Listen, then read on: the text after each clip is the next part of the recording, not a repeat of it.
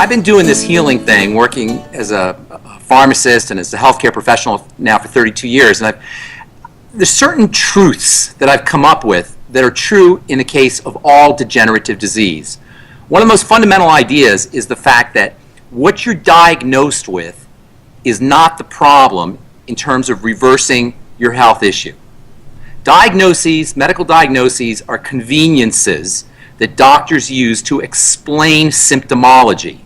And we get obsessed with symptomology and end up marginalizing or being dismissive of causes. In other words, we have a pharmacomedical model that treats symptoms as if they were the diseases. That treats symptoms as if those were the problems. The symptom may be problematic in terms of how you live your life, but as far as reversing the symptomology, your diagnosis doesn't matter. The breakdowns in the body are always generic. And whether it shows up as osteoporosis or autoimmune disease or skin diseases or cancer, you're always going to see the same things underneath or behind all the various symptomologies that are associated with these different diagnoses.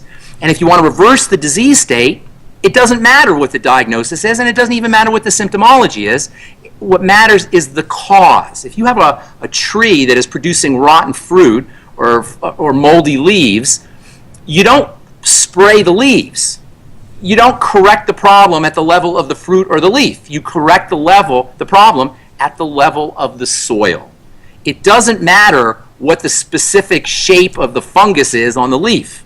It doesn't matter what the specific type of mold is on the fruit. What matters is why is that tree not producing healthy fruit? What is blocking the nutrients or the energy from the soil to the tree? What's wrong with the soil? What's wrong with the roots? You follow what I'm saying? So it doesn't really matter what your diagnosis is. What matters is what's underneath. And this is such good news because it simplifies the entire reversal process when it comes to degenerative disease. Now, we talked about dirty blood. There's no degenerative disease without dirty blood. In fact, that is a direct cause. Dirty blood is like dirty soil. Dirty blood is like bad dirt for a tree. Dirty blood to the body is like filthy or polluted or somehow dysfunctional soil is to a tree. So if you have a problem with your fruit and a problem with your leaves in your garden, you work on the soil. Likewise, if you have a problem in the body that's showing up on the skin or it's showing up in the bones or it's showing up anywhere else, you work on the blood. And this is so easy because the only way anything gets into the blood to pollute it is through the digestive system. This is compounded by a lack of oxygen and a lack of nutrition. So between patching up the gut, cleaning out the blood, using nutritional supplementation, making sure you're oxygenating, and by the way, when it comes to cleaning out the blood, sugar counts as a major blood toxin, so reducing blood sugar, you have your major strategy for reversing all degenerative diseases, whatever the diagnosis. You don't need a diagnosis to correct your disease state. And even if you don't have a diagnosis, if you don't have a diagnosis, you still do the same thing. You still do the same thing, right? You still do the same things. Our diseases are generic. It's almost like we become attached to our diseases. We have foundations, and we wear hats, and we wear little T-shirts, and we have races and runs and picnics and bake sales for the different diseases, and we become associated with our diseases. We like our diseases. We become branded by our diseases. But from a reversal process to restore the body to its state of good health, you want to clean the blood. It's really as simple as that. I always say on my program, all disease is cell disease, but all cell disease is associated with dirty blood. So cleaning the blood is a function of correcting as long as you're not doing, you're an IV drug user, you're injecting things through the blood, the major source of dirty blood is going to be food. So making better food choices, correcting any problems that you have with the digestive system, using things that coat and soothe and stimulate recovery of the digestive tract, aloe, noni, mucilaginous or gummy substances like are found in cartilage, bone soup, for example, is a wonderful digestive system supporting food. Using glutamine supplements, using liquid nutrition, probiotics, of course, digestive enzymes, apple cider vinegar after all your meals. There's wonderful digestive health strategies you can use. Do a food diary, eliminate problem foods.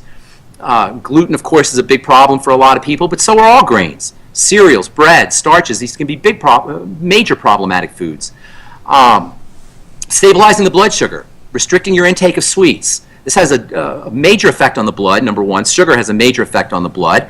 And what's more, sometimes sugars are hard to process by the digestive system, and you end up with changes in your gut flora and your bacteria because of the sugars that you're eating, and that compounds digestive health issues. So keeping your sugar intake down and using nutrients to help your body process sugar. We've talked about many of these. The B complex, selenium, sulfur, MSM sulfur, essential fatty acids, electrolytes, the amino acid taurine, the amino acid arginine, all of these have wonderful sugar metabolizing properties. Of course, chromium, vanadium, that goes without saying. Niacin also is important for sugar metabolism.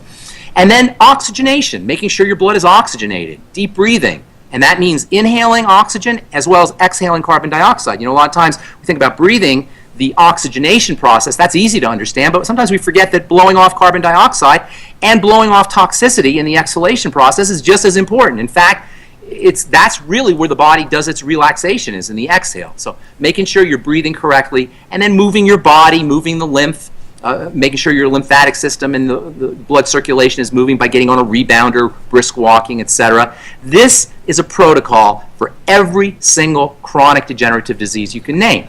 And of course, a good nutritional supplement program, that's always a must.